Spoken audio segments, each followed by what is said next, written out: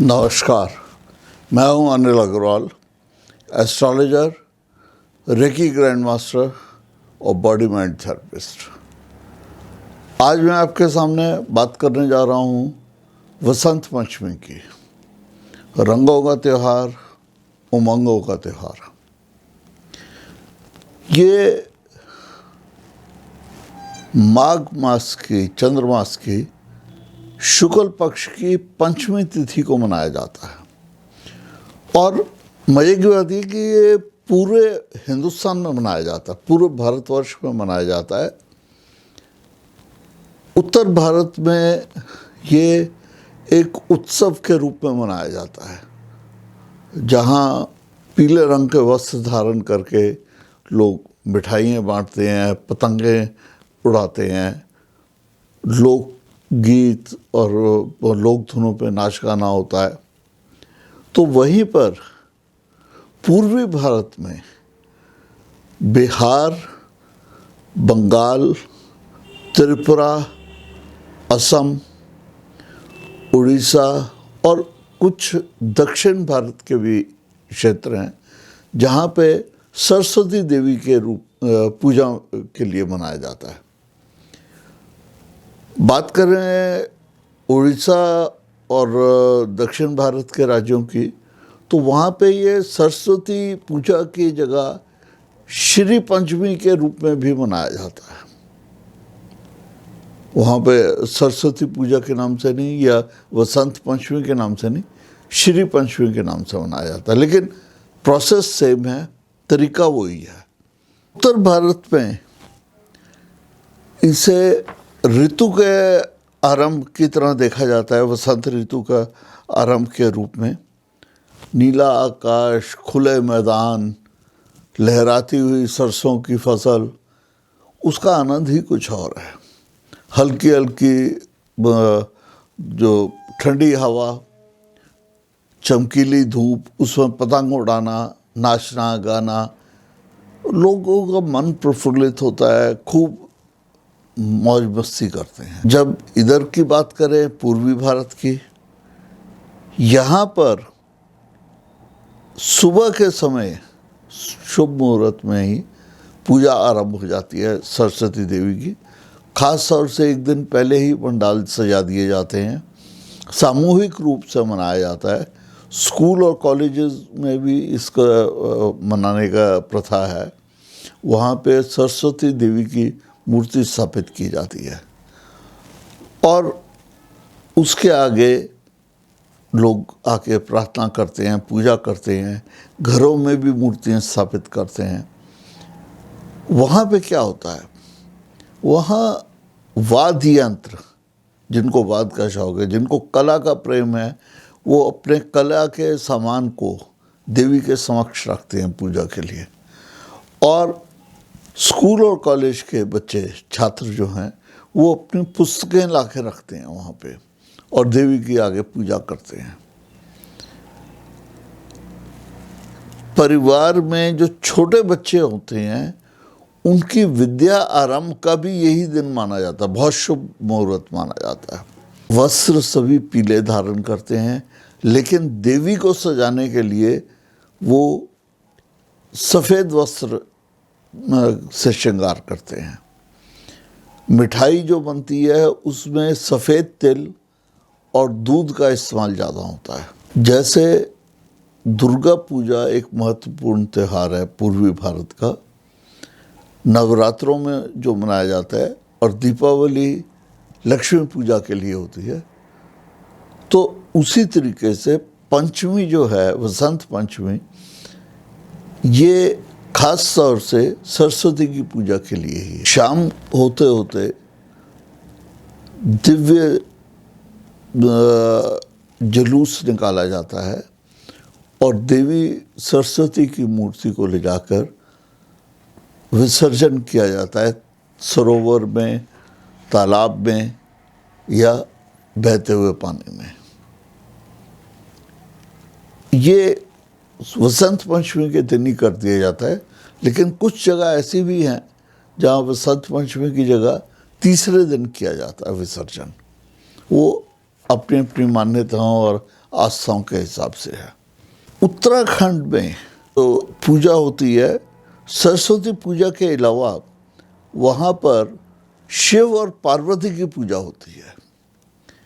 अब ये खाली उत्तराखंड में ऐसा नहीं है कि वहाँ पे ही है, उत्तराखंड में तो ये खासियत है ही है, लेकिन मध्य प्रदेश, महाराष्ट्र, छत्तीसगढ़, उत्तर प्रदेश, इन राज्यों में और गुजरात में भी कुछ हद तक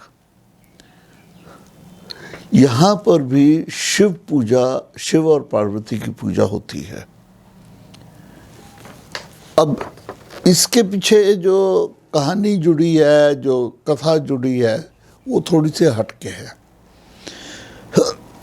महाराष्ट्र में तो नवविवाहित जोड़े जो होते हैं, पहली बार शादी के उपरांत जो वसंत पंचमी आती है, उस दिन वो पीले वस्त्र धारण करके नवेद और प्रसाद लेके वो मंदिरों में जाते हैं और देवी की पूजा अर्चना। गुजरात में भावात्मक और प्रत्यक्ष रूप से इस त्योहार को मनाया जाता है और उसमें फूल और विभिन्न प्रकार की चीज़ें जो हैं पूजा में इस्तेमाल होती हैं। लेकिन वहाँ पे जो गीत संगीत का कार्यक्रम होता है उसमें थोड़ा सा फर्क है। वो सरस्वती देवी की जगह वहाँ पे शिव पूजा हो रही है और उनकी मान्यता है कि इस दिन कामदेव ने शिव का ध्यान भंग किया था। इस दिन कामदेव ने शिव जी का ध्यान भंग किया था और उन्हें आकर्षित किया था पार्वती की तरफ कि संतान उत्पत्ति हो, और वो जो संतान है आगे चल के देवताओं ने असल में उनको विवश किया था कामदेव को। वो चाहते थे कि संतान उत्पत्ति हो शिव के और वो संतान उनका उद्धार करे और उनको बचाए राक्षसों के प्रकोप से। तो कामदेव मान तो गए थे इस काम के लिए और उन्होंने किया भी था, लेकिन उसका हर्जाना भी भुगतना पड़ा था। खैर, ये तो एक अलग बात है।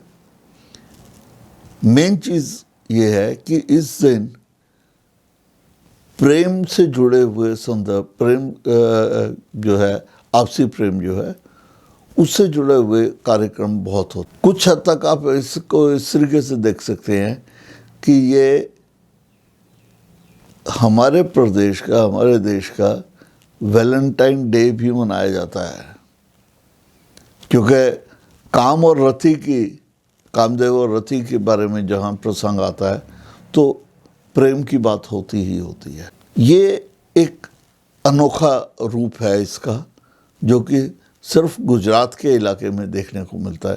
थोड़ा सा इसका असर महाराष्ट्र में भी है, लेकिन ज्योतिष मत जो है उससे कैसे आप दूर रहे। जब ज्योतिष के